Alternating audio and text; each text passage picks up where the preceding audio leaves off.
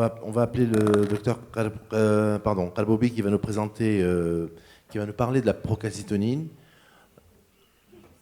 Enchanté.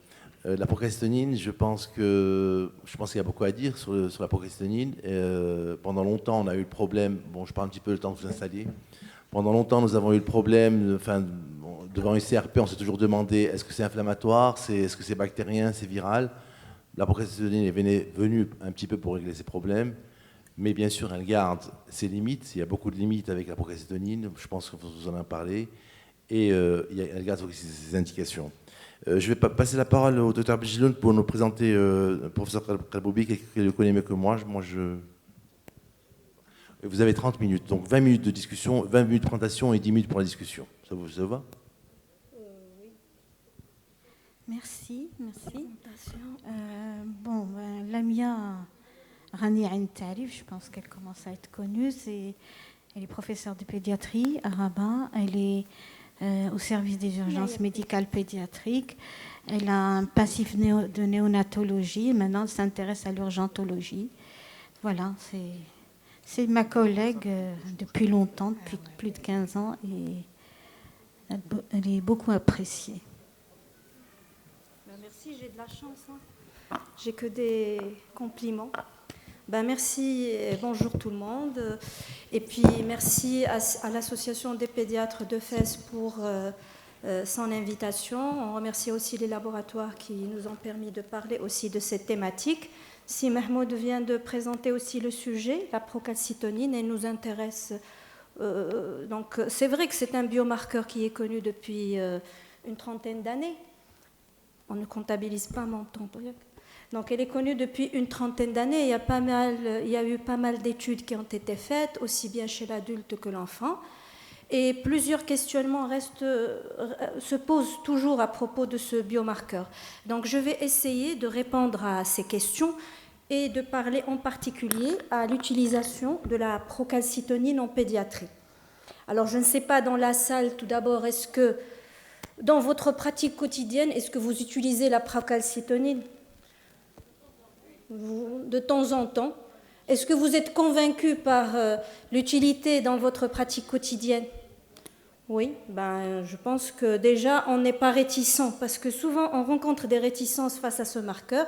Eh bien c'est bon, je vais démarrer. Alors la procalcitonine, comme vous le savez, donc je vais passer rapidement, c'est une prohormone de la calcitonine. C'est une prohormone de la calcitonine qui est sécrétée par deux mécanismes. Le mécanisme physiologique, c'est le mécanisme endocrinien, où la procalcitonine, elle va être stimulée par un gène. C'est un gène, le CALS, qui est sur le chromosome 11, qui va stimuler l'ARN transcriptase, qui va produire la procalcitonine. Ensuite, cette procalcitonine, elle va se transformer en calcitonine par des clivages qu'elle va subir à l'intérieur même de la cellule, et particulièrement de la cellule thyroïde. À l'état physiologique, c'est là où se produit la calcitonine. Et donc, une fois les clivages faits au niveau de l'appareil de Golgi, vous voyez qu'on va avoir une sécrétion de la calcitonine, hormone hypocalcémiante, et qui va être régulée justement par le taux de calcémie, et c'est ce qui va régler sa sécrétion de calcitonine. Ça, c'est ce qui se passe à l'état physiologique. Alors, qu'est-ce qui se passe lorsqu'on a une inflammation, en particulier lorsqu'on a une infection? Alors là, le mécanisme de sécrétion, il est différent. Ici, la stimulation de la sécrétion de procalcitonine va être élevée, tout simplement parce qu'il va y avoir une stimulation par tout ce qui est produit par cette bactérie. C'est l'hypopolysaccharide, cette production d'interleukines, de cytokines. Et ces marqueurs d'inflammation, ces cytokines et ces interleukines, ils vont stimuler davantage ce gène, et on aura une production, comme vous voyez, qui est excessive de procalcitonine. Alors, cette procalcitonine ne va pas subir, comme dans l'état physiologique, elle ne va pas subir de clivage. Et c'est ce qui va faire qu'elle va être sécrétée cette fois dans le sang. Contrairement à la situation physiologique endocrine, cette situation hormoquine, elle n'est pas régulée ni par la calcémie ni rien du tout. Et donc, c'est ainsi qu'on va trouver cette sécrétion dans le plasma. Alors, en cas d'une infection virale, vous remarquez que le marqueur de l'infection virale, c'est l'interféron gamma. Et cet interféron gamma, contrairement aux interleukines et aux cytokines, il va plutôt inhiber le gène qui code pour ce polypeptide, la procalcitonine. Et donc, on ne va pas avoir, vous comprenez, qu'on ne va pas avoir de sécrétion excessive de procalcitonine lorsqu'on est devant une infection virale. Donc ça, c'était juste pour vous expliquer la chose et pour vous dire que dans cette situation-là, la sécrétion de procalcitonine ne va pas se faire uniquement dans les cellules thyroïdes, mais elle va se faire un peu partout dans les cellules de l'organisme, au niveau du cerveau, des poumons, du foie, de l'intestin et du tissu adipeux. Et donc, vous comprenez déjà que la procalcitonine, c'est de là est partie l'idée que la procalcitonine est un marqueur qui nous permet de différencier entre l'infection bactérienne et l'infection virale. Et cette diapo, c'est une diapo que j'aime bien et qui nous permet d'expliquer l'intérêt de cette procalcitonine en matière d'infection bactérienne et surtout de la comparer avec les autres marqueurs de l'inflammation.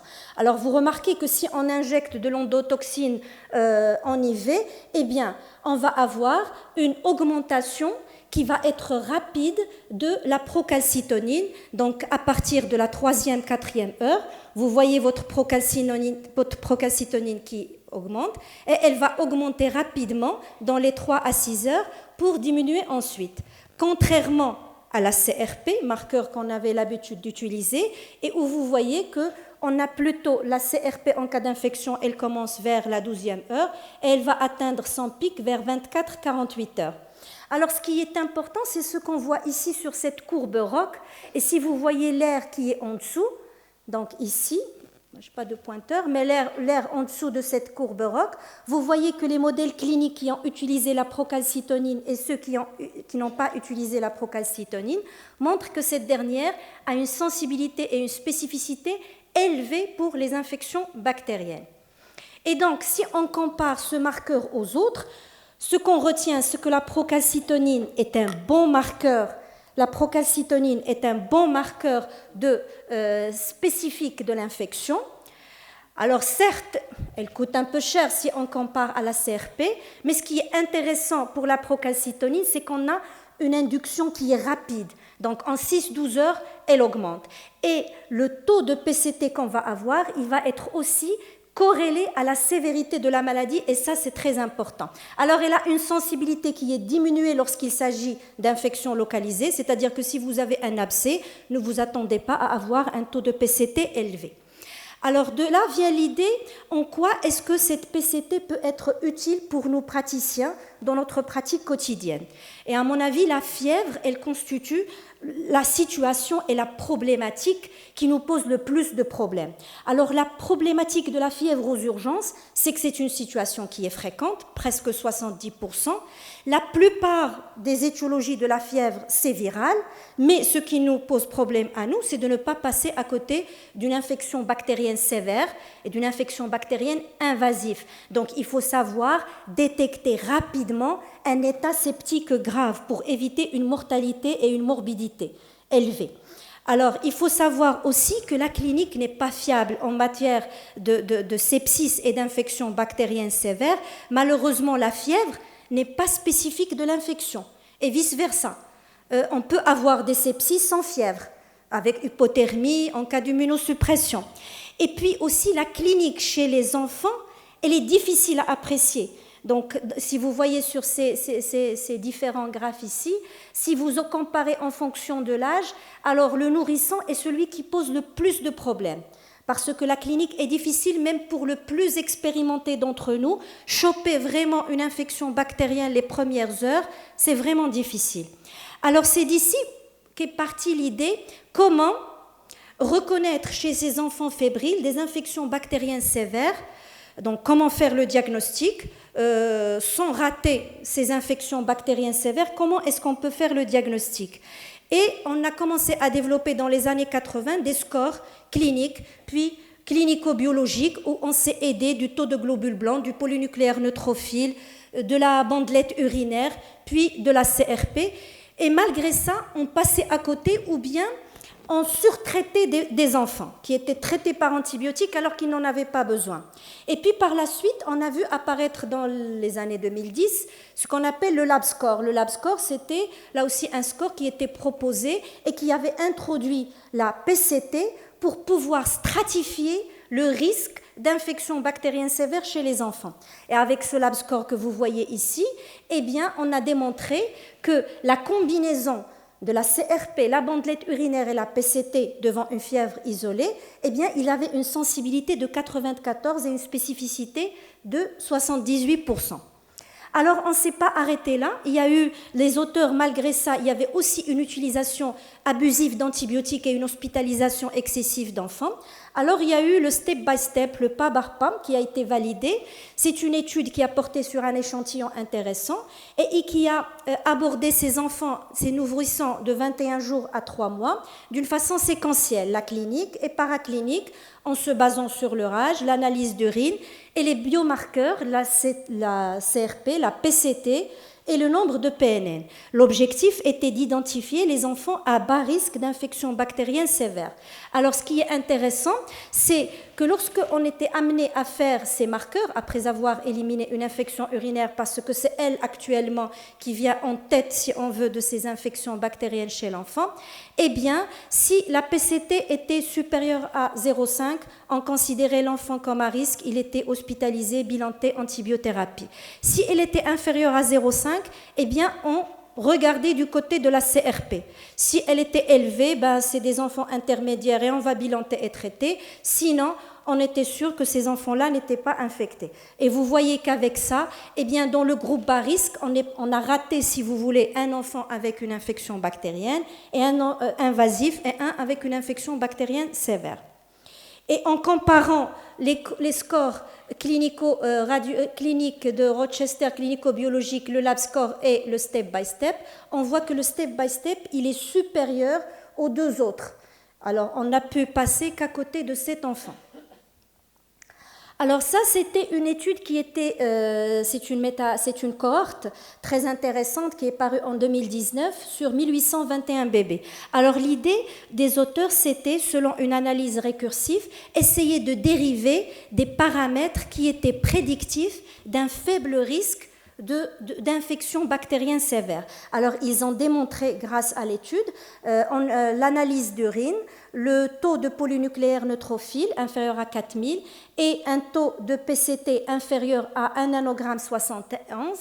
Ils ont démontré qu'avec ça, on avait une sensibilité de 97,7 et une sensibilité de 60% pour prédire que cet enfant-là n'avait pas de risque d'infection bactérienne sévère. Donc, c'est ce qui est très important. Et donc, ils ont préconisé d'utiliser chez ces enfants fébriles, commencer par la bandelette urinaire et voir du côté de la procalcitonine et du taux de PNN. Alors cette étude aussi, elle est très très intéressante parce que regardez ici, le but ici c'était de voir comment est-ce que la procalcitonine peut déterminer le risque d'une infection bactérienne sévère chez les nourrissons. C'est une étude qui s'est passée dans les services d'urgence espagnols qui a porté sur 2047 nourrissons de moins de 3 mois. Et vous voyez que pour définir et pour déterminer et diagnostiquer une infection bactérienne sévère, la CRP et la PCT étaient égaux. Là, vous avez sur les courbes ROC, je vous rappelle, elle voit la sensibilité par rapport à la spécificité. Plus vous approchez du 1, plus c'est intéressant. Alors, pour déterminer les infections bactériennes sévères, elles sont identiques. Mais pour déterminer les infections bactériennes invasives, la PCT a montré une sensibilité qui est supérieure à la CRP.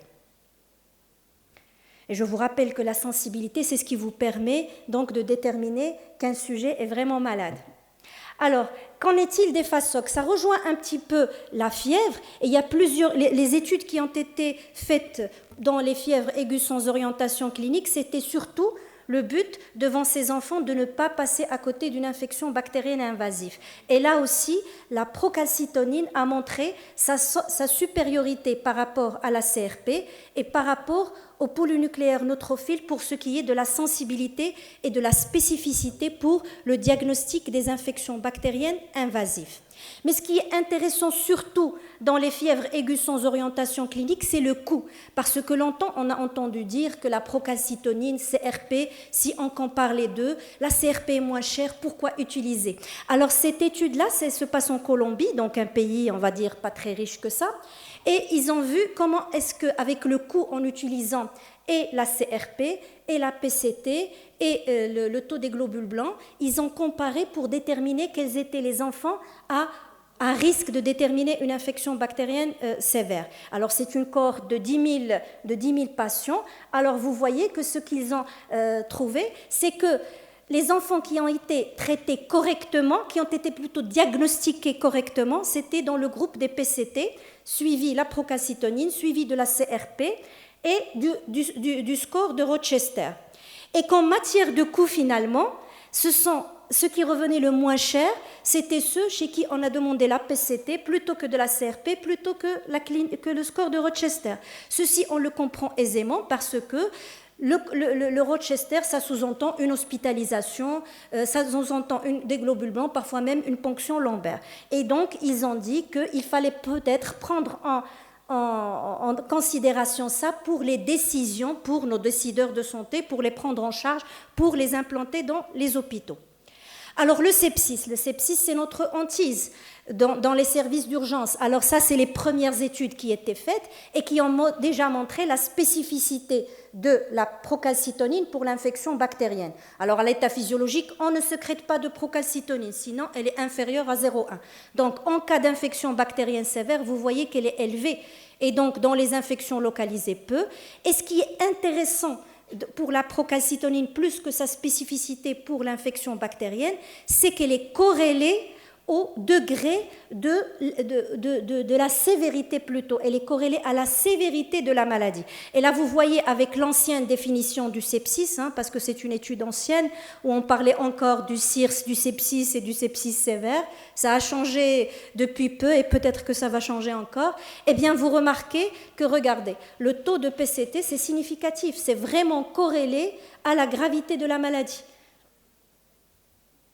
Alors, cette étude aussi, elle est très intéressante parce que c'est une étude qui a été menée dans les services des urgences pédiatriques pour le diagnostic des infections invasives chez les enfants fébriles. C'est une étude multicentrique qui s'est posé la question sur l'utilité de la procalcitonine comme marqueur, donc de l'infection. Alors, ce qu'on voit, ce qui saute aux yeux ici, c'est qu'en comparant la CRP à la procalcitonine, eh bien, ce qui se dégage, c'est que la procalcitonine, eh bien, elle est spécifique de l'infection bactérienne. Vous voyez ici la CRP qui, elle, fait dans les infections virales. Ici, vous comparez. Donc, ce qui sort, c'est qu'elle est vraiment spécifique de l'infection bactérienne. Ici, vous voyez, mais ce qui est intéressant ici pour le diagnostic, pour identifier entre une infection virale et une infection bactérienne, vous voyez que la CRP et la PCT, finalement, c'est pareil. Elles se rejoignent toutes les deux pour différencier entre les deux. Mais ce qui est intéressant, c'est ça, c'est cette courbe ROC-là, où on voit qu'en matière d'infection bactérienne invasive, la procalcitonine, vous voyez l'air sous la courbe ROC ici, il est vraiment intéressant. Et là, la procalcitonine, elle est vraiment intéressante parce qu'elle est plus spécifique et plus sensible que la CRP pour déterminer le risque d'infection bactérienne invasive devant une fièvre qui évolue dans les moins de 12 heures. C'est-à-dire, vous avez un enfant qui arrive précocement. Et ça peut être intéressant pour le diagnostic et la prise en charge. Alors, une autre étude, celle-là, donc, elle a parlé des marqueurs de l'inflammation pour déterminer la sévérité de l'infection et prédire l'infection chez les sujets admis, les petits-enfants admis dans des unités de soins intensifs. Et là aussi, en comparant la PCT à la CRP et à l'énumération leucocytaire, eh bien, ça se voit que la PCT, elle est beaucoup plus sensible et spécifique que les deux autres marqueurs pour prédire une infection et le sepsis chez les enfants dans les unités de soins. Mais ce qui est surtout important, c'est qu'elle permet aussi de nous orienter sur la sévérité de la maladie. Et les auteurs ont déterminé qu'une PCT entre 1,16 nanogramme et 9, eh bien ça se voyait dans les septicémies et les CIRS, comme on les appelait avant, et qu'une PCT supérieure à 24, c'est le choc septique, c'est on va dire le TIM, et qu'une PCT en général inférieure à 0,89 nanogrammes par millilitre, on peut dire qu'il y a très peu de chances que cet enfant ait un sepsis. Alors là, c'est une étude qui est très très intéressante. C'est une méta-analyse qui est apparue de Lancet et moi je trouve que c'est très intéressant parce qu'ils ont quand même interrogé plus de 3487 papiers écrits, donc c'est des articles en anglais, en français et en allemand. Et vous voyez que sur ces 3400, ils en ont retenu 30 qui répondaient aux critères d'inclusion. Alors, ils se sont amusés à étudier, et là, nous, on aime bien les cotes de vraisemblance et les risques et tout. Eh bien, ils ont vu que pour, par exemple, si on part d'un test pré-probabilité de 20, eh bien, pour un test positif, le risque, le post-test de probabilité était de 48%. Vous allez me dire que ce n'est pas vraiment très fort, c'est même modéré. Mais en matière de sepsis, il faut retenir une chose et il faut revenir à ce qu'on a vu au tout début. La PCT, elle met 3 heures pour augmenter. Alors attention, si vous avez un petit qui vient pour sepsis, si vous le dosez ici, eh bien votre PCT va être diminué et vous allez dire que la PCT n'a pas fait le bon diagnostic. Ce n'est pas la PCT qui fait le bon diagnostic, c'est votre bon sens qui fait le bon diagnostic. Il faut savoir répéter la PCT. Si votre PCT augmente, eh bien ça vous conforte dans votre diagnostic de sepsis. Et ce qui est aussi important en matière de sepsis, c'est que si votre traitement est efficace, eh bien on va voir une diminution de cette PCT. Et si elle ne répond pas, eh bien c'est le cas contraire. Autre chose importante, la PCT, elle peut intervenir, donc elle détermine la gravité et la sévérité, mais elle intervient aussi, elle peut nous renseigner sur le pronostic. Vous voyez qu'une PCT ici initiale, en comparant les survivants et les non-survivants, ici au premier jour et au 4e jour, la PCT initiale n'est pas prédictif de la mortalité. Par contre, l'augmentation de la PCT, vous avez une PCT à J4 qui est élevée, vous devez toujours dire attention, est-ce que mon traitement est efficace? Est-ce que je ne suis pas devant une forme grave? Alors les méningites, là aussi les études étaient claires. La méningite pour nous, c'est de faire, on a beaucoup plus de méningite virale que de méningite bactérienne, mais le challenge pour nous, c'est de faire le diagnostic d'une méningite virale sans rater une méningite bactérienne. Et ça a été toujours le problème depuis le début où on a essayé de déterminer le score de méningite bactérienne et qui avait montré avec ce score-là qu'on pouvait prédire une valeur prédictive négative de 99% de l'absence de méningite avec une sensibilité quand même à 98%. Et donc ça, c'était très intéressant. Alors, une autre étude qui est intéressante, c'est ce qui a utilisé les différents marqueurs pour voir comment distinguer entre une méningite bactérienne et une méningite aseptique. Et sur ce tableau-là, vous voyez les différents marqueurs qui sont dichotomisés, c'est-à-dire positif, négatif. Le cutoff utilisé pour une méningite, c'était 0,5 nanogrammes par millilitre. Et vous voyez que la PCT ici, elle est la meilleure, elle vient en tête par une meilleure sensibilité et spécificité, donc une sensibilité de 89% et une sensibilité de 89% et une spécificité de 83%. Et vous voyez qu'en comparant avec les autres marqueurs en matière de méningite, eh bien l'air sous la courbe ici, sous la courbe ROC, il est de 98%. Donc c'est très très intéressant. Alors ça, c'est une autre étude qui a été faite et qui est intéressante. On a essayé, si vous voulez, d'améliorer le score méningitidis et on a ajouté la PCT. Et en ajoutant la procalcitonine au score au BMS, eh bien, on a gagné en sensibilité et en spécificité. Et donc, ça a été l'étude réalisée et les conclusions retenues. Alors en matière de pneumonie, là aussi les études sont nombreuses. Et les études, donc la pneumonie, elle tue, ça c'est sûr. Le diagnostic d'une pneumonie reste facile, fièvre plus tachypnée, c'est une pneumonie. Il faut penser à la pneumonie communautaire bactérienne. On peut confirmer par donc, la radiologie pour nous aider, mais parfois on a des difficultés. Eh bien la PCT, à travers les différentes études, a montré qu'on pouvait différencier entre une pneumonie bactérienne et virale, et aussi entre une pneumonie bactérienne et une pneumonie à germe atypique, parce que la PCT, là aussi, ne va pas s'élever dans les germes atypiques, comme pour la tuberculose. Mais ce qui est le plus intéressant dans les pneumonies, et ça c'est une étude qui est apparue et qui est très intéressante, c'est une cohorte chez les petits de moins de 5 ans avec pneumonie, eh bien vous voyez ici que la PCT, on a montré qu'avec une procalcitonine ici, elle permettait de différencier les méningites à pneumocoque des méningites virales et atypiques, et surtout que la procalcitonine sérique à un taux de moins de 0,25 nanogrammes a prédit une réponse clinique rapide et une étiologie non pneumococcique, c'est-à-dire qu'on peut faire des économies de prescription d'antibiotiques. Et c'est ça l'étude d'Esposito aussi, moins de 0,25, très peu probable que ce soit une cause bactérienne pneumococcique. Plus de 0,25, attention, il y a un risque de pneumonie bactérienne. Alors les infections urinaires, et je vais aller vite, les infections urinaires, là aussi c'est un grand problème.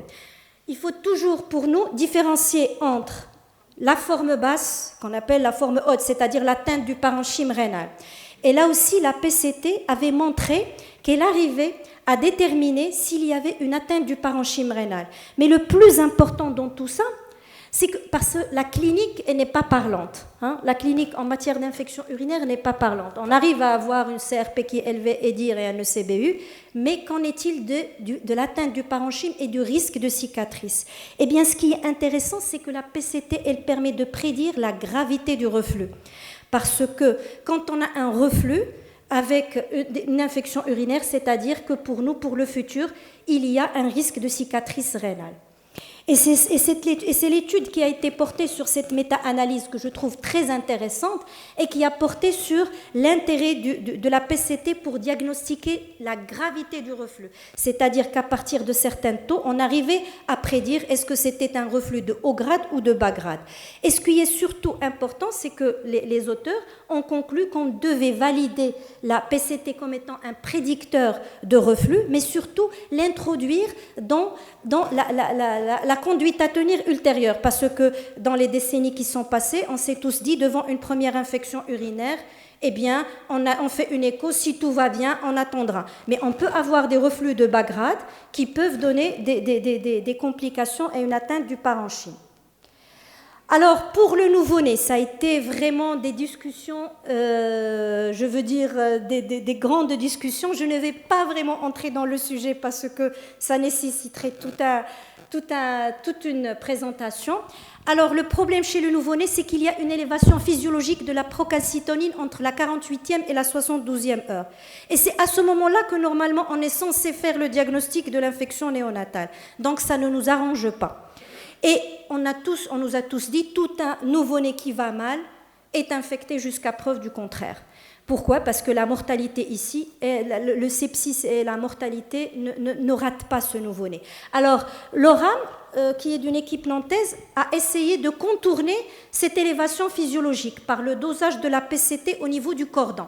Et il avait démontré qu'on pouvait plus se fier à la PCT au son du cordon plutôt que les 3 jours qui suivent. Alors vous voyez qu'avec un pré-test de probabilité O10, si la PCT est supérieure à 0,5, eh bien on passait à un post-test de probabilité de 90. Et que si le test était négatif, vous passez à 1. C'est-à-dire, on passe de 10 à 1% et de 10% à 90%. Ça paraît vraiment génial, on va dire. Alors c'est pour ça que l'équipe nantaise avait proposé cet arbre-là en introduisant la PCT comme étant un moyen de surveillance chez ces nouveau-nés à risque, donc dans les maternités. Mais il faut dire qu'actuellement, ils reviennent dessus et ils proposent plutôt qu'il y ait une étude nationale pour pouvoir l'intégrer dans c'est bon, j'ai terminé. Pour pouvoir l'intégrer dans la conduite à tenir. Alors, juste un petit mot pour vous dire, PCT et antibiothérapie, eh bien, d'après tout ce qu'on a vu, lorsqu'on fait un bon diagnostic, on arrive aussi à faire une économie d'antibiotiques. Et donc, la PCT pourrait nous aider dans ça. Alors, juste une chose sur laquelle je veux terminer pour conclure.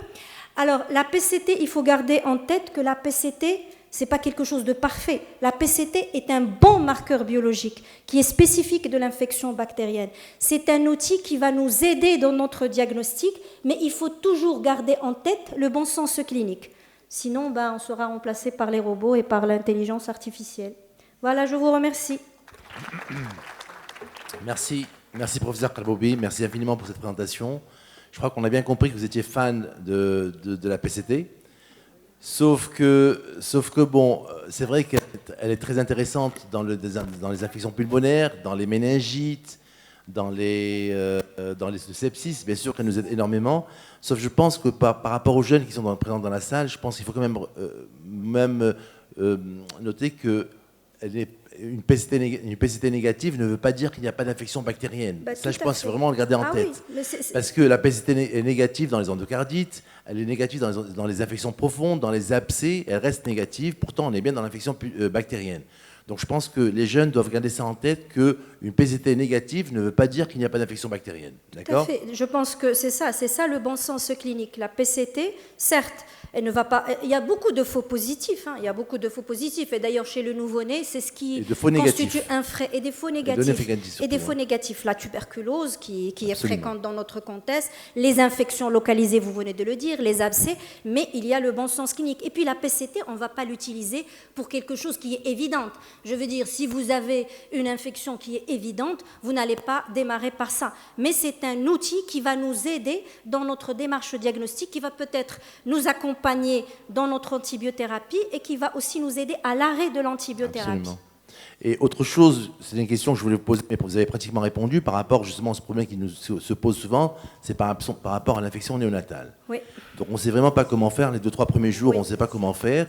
Bon, et est-ce que quand vous parlez de prélèvement au sang du cordon, est-ce qu'on ne risque pas disons, de récupérer les valeurs de la mère ? Parce que ils avaient fait l'étude, mais oui, ils n'avaient pas trouvé ça. Parce que c'est vrai qu'il y a, dans le péripartum, il y a une sorte de stimulation physiologique et de toutes les inflammations. Mais ils avaient éliminé tout ce qui est chorioamniotite. Donc, ils l'avaient étudié. Parce que les Nantais, quand ils l'ont incorporé dans leur radar, ils ont vu les risques infectieux non symptomatiques. Ils n'ont pas pris en charge pour les nouveau-nés qui étaient symptomatiques. Pour un nouveau-né symptomatique, je pense qu'il n'y a pas matière de discuter.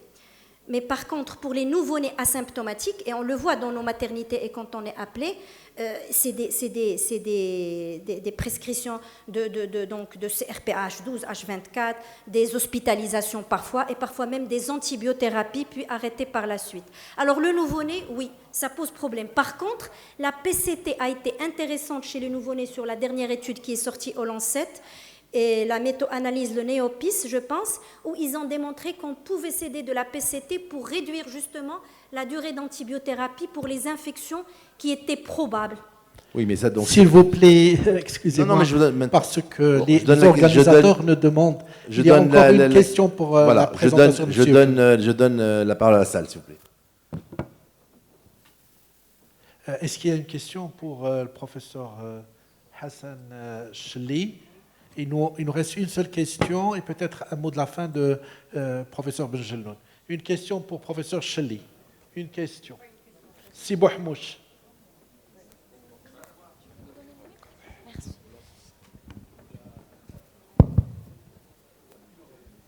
Merci, c'est juste pour avoir une clarification. Vous avez parlé du code de la santé publique qui dit qu'il ne faut pas envoyer d'ordonnance par SMS. C'est le code marocain. Ah, désolé, ok. Je disais que en fait, c'est un code qui est emprunté du fonctionnement de la santé en France. Mais il est évident que c'est quand même un regard sur ce qui nous attend, puisque vous savez bien qu'on est très souvent regardant sur ce qui se passe ailleurs. Donc ça, c'est une question de temps, mais ça va se faire. Les règlements prennent du temps. Vous savez quel cheminement. Ils doivent être votés, ils doivent être décidés, ils doivent être proposés. Donc ça va venir certainement. Vous avez bien vu que la santé est en train de changer. Je pense que ça en fera partie. Le but, en fait, c'était de savoir si c'était marocain, qu'on puisse le mettre en réponse automatique à tout ce qu'on reçoit comme SMS et WhatsApp. Et ça serait bien de l'avoir, parce que là, nous tous dans la salle, on a donné des conseils, on a donné des ordonnances, on a tout fait ce qu'il ne fallait pas faire. Des conseils, il n'y a pas de problème. Ce n'est pas une contravention. Vous ne contrevenez pas à la loi. Parce que vous aidez. c'est un continuum de la consultation, il n'y a aucun problème. Mais quand vous êtes dans la prescription, c'est une autre chose. Ok, merci. Moi, voilà, on va terminer cette séance.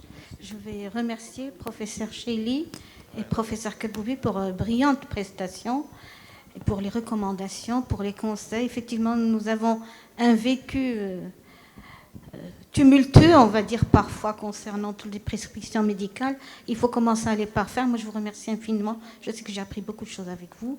Je remercie Lamia aussi, et fervente défendeur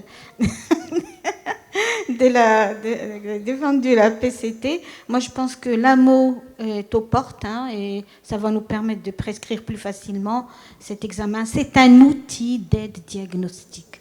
Être d'abord un très bon clinicien et s'aider de cet outil quand c'est nécessaire. Voilà. J'avais aussi des questions, mais ça va être trop long, on en discutera. Merci beaucoup pour votre présence. Merci à l'amicale de fait. Je n'ai pas eu le temps de le faire, particulièrement professeur Hida pour son invitation, pour des thèmes aussi intéressants. Merci beaucoup, c'était très intéressant. Donc on passe juste la remise des trophées.